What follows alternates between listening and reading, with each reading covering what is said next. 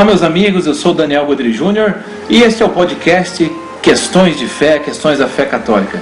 Hoje nós vamos falar da confissão, do belíssimo sacramento instituído por Jesus, da confissão e da necessidade de a gente confessar os nossos pecados para obter o perdão de Deus. Na verdade, Deus é maravilhoso, é o único tribunal que você chega, se diz culpado e é absolvido. No mundo, num tribunal nosso, da humanidade, a pessoa tenta provar a sua inocência. O tribunal de Deus é o contrário, nós nos confessamos pecados, pecadores e arrependidos somos absolvidos. Você deve ter lido ou ouvido falar daquela história belíssima que aconteceu lá em Marcos 2, de 1 a 12, que fala da cura de um paralítico. Jesus estava pregando, a casa estava lotada e trouxeram um paralítico numa maca. E ele não conseguindo entrar na casa, destelharam a casa e desceram esse paralítico até Jesus. Jesus, vendo a fé daquele paralítico, na presença de todos, curou os seus pecados, perdoou os seus pecados. Disse: filho, graças à tua fé, os teus pecados são perdoados. E aí os judeus começaram a ficar indignados. Quem pode perdoar pecados senão Deus? E Jesus, numa prova da sua autoridade, pergunta: o que é mais fácil, perdoar os pecados ou ordenar que um paralítico ande? E cura o paralítico e ele sai caminhando com a maca embaixo do braço. A gente pensa que Jesus fez aí uma escala crescente, né? Ou seja, que o mais importante dessa narrativa foi a cura da paralisia daquele homem. Mas aos olhos de Deus não. A fé daquele homem tocou tanto o coração de Jesus Cristo, que Jesus Cristo deu a cura principal para aquele homem, o perdão dos seus pecados. Ele foi absolvido da sua vida pecadora, dos seus pecados. Então, a absolvição dos pecados é muito mais importante que a cura física, porque a absolvição dos pecados é para a vida eterna e a cura física somente para esta vida. Então, veja, Deus quer curar o nosso coração através do sacramento da confissão. No Antigo Testamento, o pecador já precisava se confessar publicamente. E você pode achar alguns textos que falam isso. Por exemplo, Davi em 1 Samuel 11 e 12, no Salmo 31, no Salmo 50, ou em algumas traduções 51, que é o Miserê, que é a confissão, né, de Davi, o arrependimento de Davi. Quando que foi a instituição desse sacramento por Jesus Cristo? Aconteceu exatamente após a sua ressurreição, lá em João capítulo 20, versículo 19 até o 23. Eu vou ler para vocês na tradução da Ave Maria. Na tarde do primeiro dia, que era o primeiro dia da semana, portanto domingo, os discípulos tinham fechado as portas do lugar aonde se achavam, porque estavam com medo dos judeus. Jesus veio e se colocou no meio deles e disse-lhes: a paz esteja convosco. Dito isto, mostrou as mãos e o lado. Os discípulos se alegraram de reconhecer o Senhor. Disse-lhes outra vez: a paz esteja convosco. Como o Pai me enviou, assim também eu envio a vós. Veja, a autoridade que Deus deu para Jesus Cristo dá aos seus apóstolos. Depois dessas palavras, soprou sobre eles, dizendo-lhes: recebei o Espírito Santo. Presta atenção agora, versículo 23. Aqueles a quem perdoardes os pecados, lhes serão perdoados. Aqueles a quem o retiverdes, serão retidos. Então veja, aí Jesus deu autoridade para a igreja, soprou o Espírito Santo sobre eles, sobre os apóstolos, e deu autoridade para perdoar os pecados. Portanto, a autoridade do sacerdote de perdoar os pecados não é dele, é a autoridade de Jesus Cristo. A autoridade do juiz federal, o juiz não vem dele, ele adquiriu essa autoridade. Da mesma maneira, então não importa se esse juiz aqui, falando terreno, nossos juízes aqui, humanos, não importa se eles são aplicados à lei, se eles são corretos ou não, eles têm autoridade para absolver. Também não importa se o sacerdote é muito santo ou se o sacerdote é muito pecador, se ele está em comunhão com Deus ou não está em comunhão com Deus. A autoridade da remissão dos pecados vem de Jesus Cristo. Então, vou repetir: o sacramento é válido não pela santidade do sacerdote, mas pela instituição divina desse sacramento.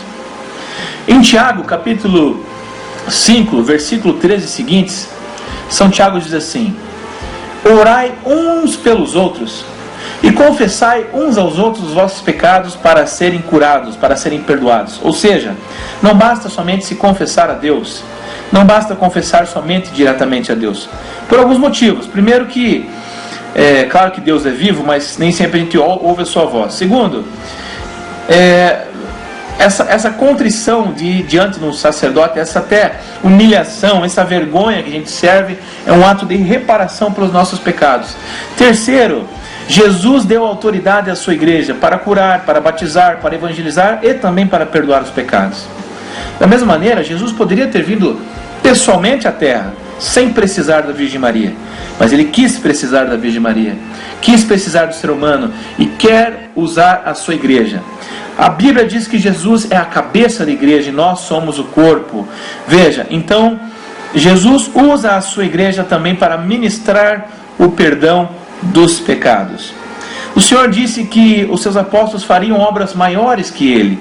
Então, se Jesus perdoou lá em Marcos 2, 1 a 12, esse paralítico que nós vemos, e também em Mateus 9, de 1 a 8, a igreja também tem o mesmo poder dado por Jesus Cristo. Existem alguns nomes que são sinônimos para o sacramento da confissão. Pode ser o sacramento da conversão, porque é mais ou menos a volta do filho pródigo para o pai. Pode ser chamado de sacramento da penitência, que designa um esforço pessoal de arrependimento, de conversão. Pode ser chamado de confissão, porque a gente declara os nossos pecados. E pode ser chamado também de sacramento da reconciliação e do perdão, porque Deus nos concede, através dele, o perdão e a paz. O sacramento da confissão, pouca gente sabe, é um sacramento de cura. Muitas curas físicas, muitas curas psicológicas são feitas e conseguidas através do sacramento da confissão. No Catecismo da Igreja Católica, diz o seguinte, no parágrafo 1470: o movimento de volta para Deus implica uma dor e aversão pelos pecados cometidos e o firme propósito de não pecar mais no futuro. Então veja, para confessar eu tenho que ter dor dos meus pecados cometidos, uma aversão pelos meus pecados, e isso não necessariamente passa pelos sentimentos, às vezes passa, às vezes não, mas uma dor pelo que eu cometi. E o propósito de não pecar mais. Quando Jesus perdoa aquela pecadora que ia ser apedrejada, ele diz assim: filha, teus pecados te são perdoados, vá em paz, eu não te condeno, mas não peque mais. Então, por isso, a confissão implica em um desejo e um propósito de não pecar mais. Claro que a gente vai pecar, mas um desejo de lutar contra esse pecado, não abusar da misericórdia divina.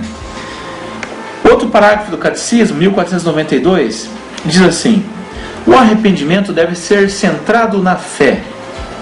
Se ele estiver embasado no amor e na caridade para com Deus, ele é um arrependimento perfeito, senão será imperfeito. Por exemplo, eu vou me confessar porque eu estou sentindo remorso.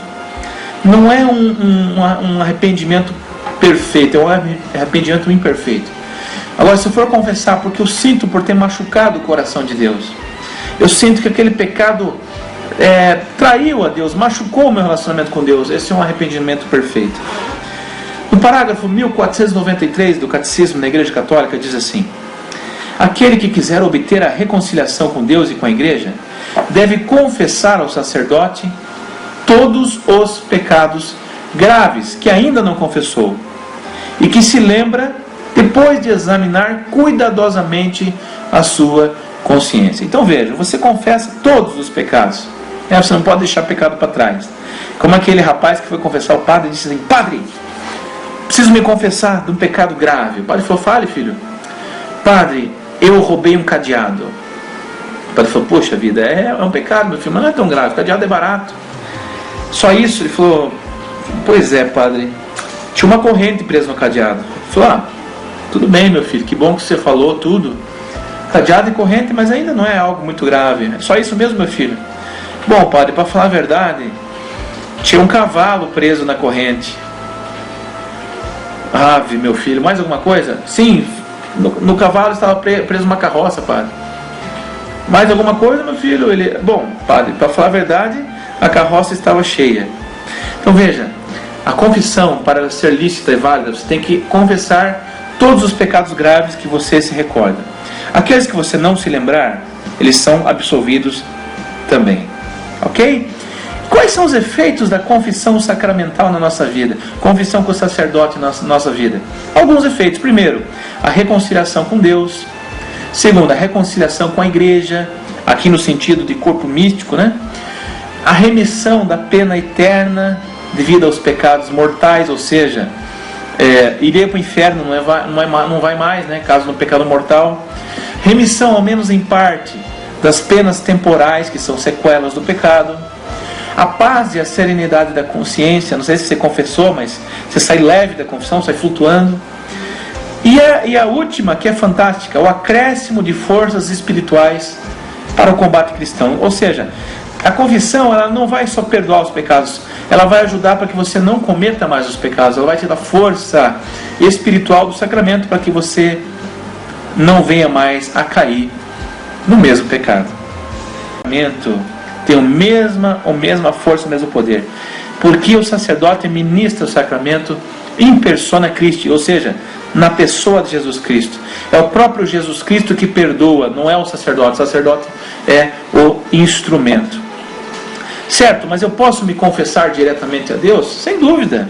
Pode e deve fazer isso muitas vezes também, se confessando também diretamente a Deus, mas não só diretamente a Deus.